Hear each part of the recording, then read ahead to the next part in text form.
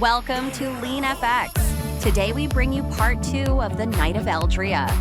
You will remember how part 1 concluded. Our hero, Knight Cyrus, traveled a long distance to rescue the princess, who is imprisoned in the highest tower of the mist-shrouded Shildar Citadel due to the wicked king's wrath. But his only path forward is blocked. In the skies above the castle wait 2 colossal dragon guards, the ultimate challenge Cyrus must face. Will he find a way past their fire and fury? Let's find out if this brave knight can triumph over the darkness. Let's jump into Photoshop.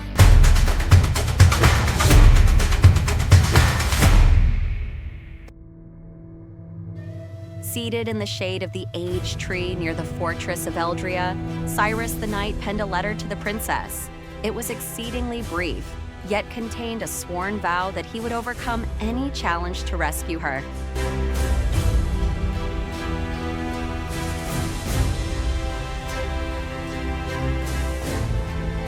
Tying the message to the neck of his carrier pigeon, he released it, directing the bird towards the highest tower of the palace. The pigeon flew freely and reached the window of the imprisoned princess. Brightening her hope, Cyrus waited in the valley until nightfall.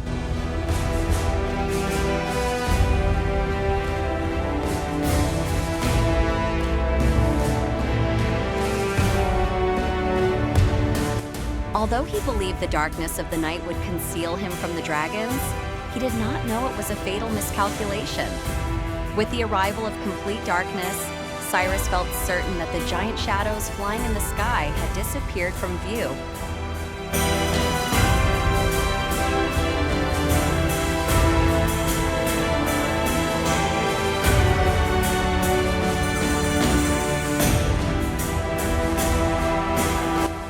He then made his way toward the sole entrance of the palace. But as he approached the gate, Cyrus's heart began to pound even harder when he saw the 2 dragons, who had been flying in the sky before sunset, standing on either side of the entrance.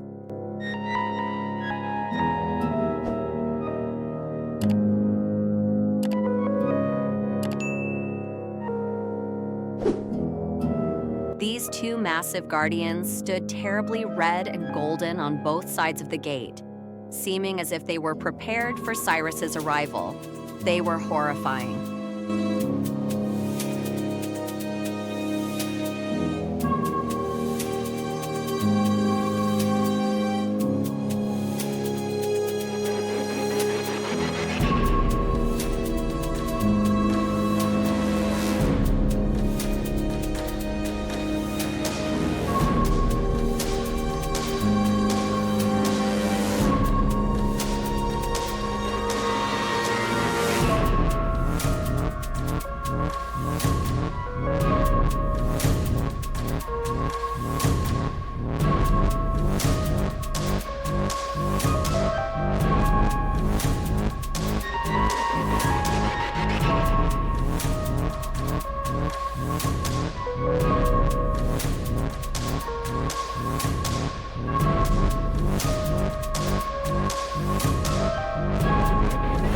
Their orange glowing eyes looked dreadful in the dark. Moreover, they each wore a special barbed collar that shimmered around their necks.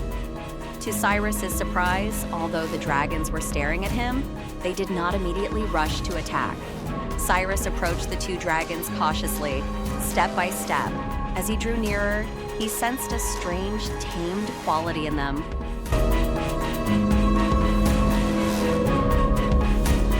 The secret was revealed as he got closer. He recognized that the collars around the dragons' necks were made of an ancient rock used for powerful binding spells.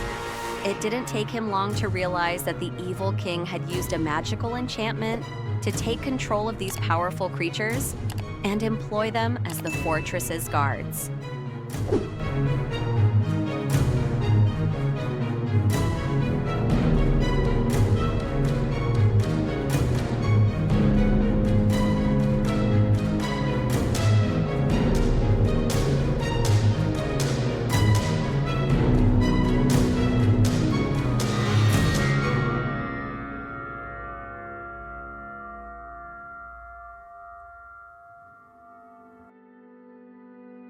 Striking a few blows with his sword, Cyrus very carefully removed and freed the dragons from their two collars. The moment the collars were removed, the dragons were liberated, roaring loudly, and flew towards the sky as if regaining their natural dignity.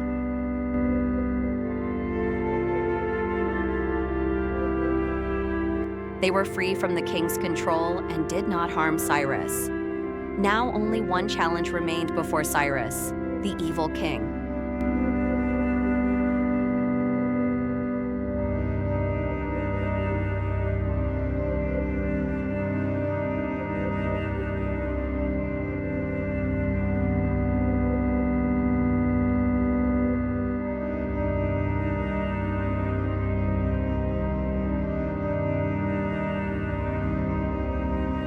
Cyrus the Knight had faced the unimaginable. Using his sharp wit and courage, he had not only bypassed the mighty dragon guardians, but had liberated them from the king's wicked magic. The sound of their freedom, a deafening roar echoing across the fortress, was his battle cry. But why didn't the terrifying dragon's guards attack him?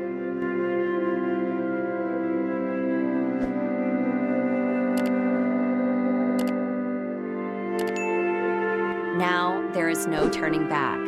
Drawing his sword, Cyrus stands inside the massive gates of Shildar Citadel, his path lit by the horror in the distance. The love in his heart and the sword in his hand are all that stand between him and the wicked man who holds his princess captive.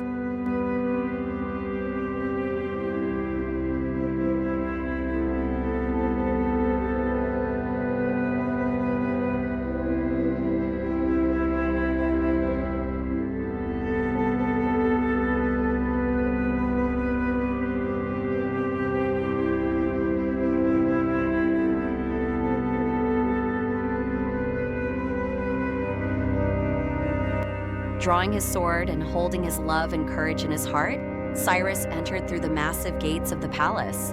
As he stepped inside, he thought the distant dragon roar in the sky might have served as a warning to the evil king.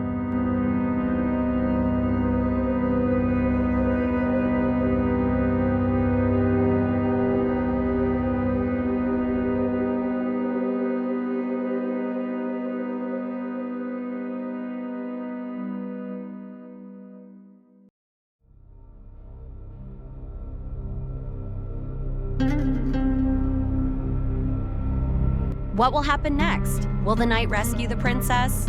All your questions will be answered in the upcoming episodes.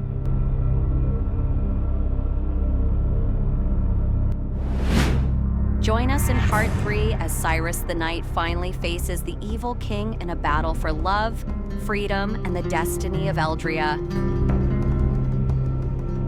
If you enjoy this video, please hit that like button, and if you like my overall content, feel very free to subscribe. Stay safe. I will see you in my next video.